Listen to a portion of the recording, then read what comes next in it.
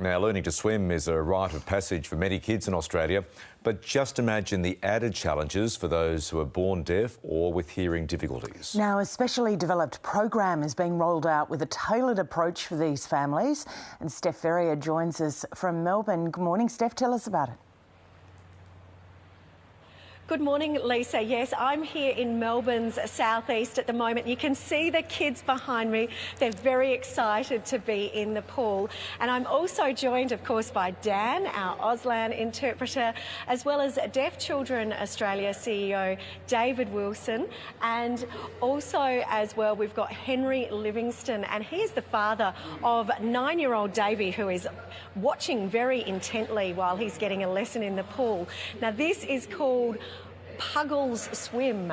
Just explain how exciting it is, David, to have this program up and running.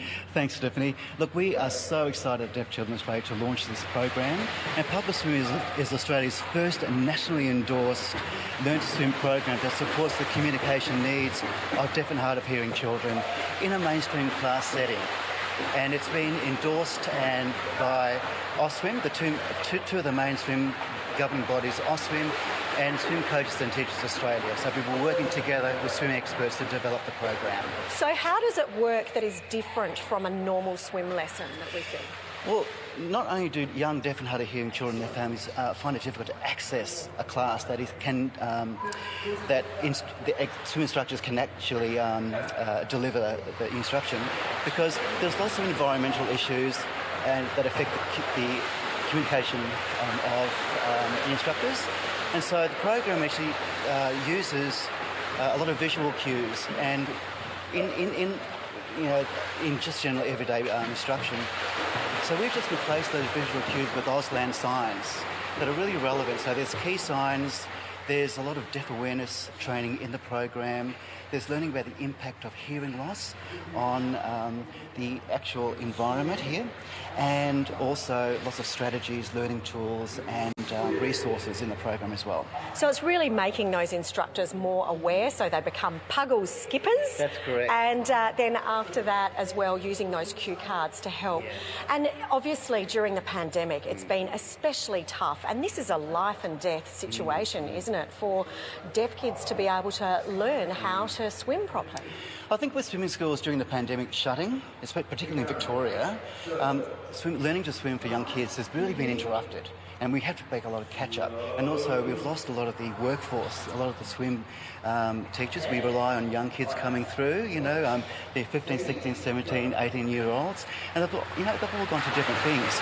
So there's a lot of catch-up to do. Yeah, absolutely. Well, I will now talk to Henry. Henry Livingston, you are the father of 9-year-old Davey. He's there kicking up a storm in the pool. How excited is he? Davey's very excited. Traditionally, would have a one-on-one lesson, because to be a deaf child in a group in a swimming situation is a little bit too difficult, because he can't wear his hearing aids in the pool. So he's very excited today because he gets into the pool with other kids and has a bit of fun.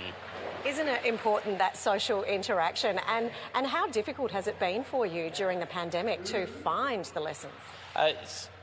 Not only during the pandemic, but generally finding swimming lessons for a deaf child is very difficult.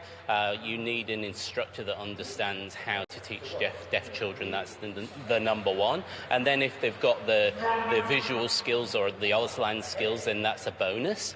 Obviously, through the pandemic, as David said, everything closed down. People became disengaged. We all hibernated and went to our screens. So to then get out of the house, get into one-on-one sort of action, perfect. And just very briefly, this, we have been told, is also really great for other kids with visual and learning difficulties. My son learnt how to swim in this pool, in fact, with ADHD, and this would have been perfect, some of those visual cues to help him.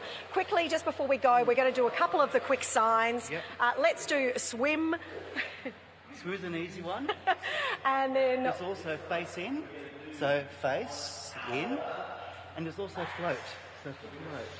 Excellent. Well, there you go. We now know swim, face and float. So some of those little cues, and certainly it's hoped that this sort of program can be expanded to other sports and community activities as well for hearing impaired children across Australia.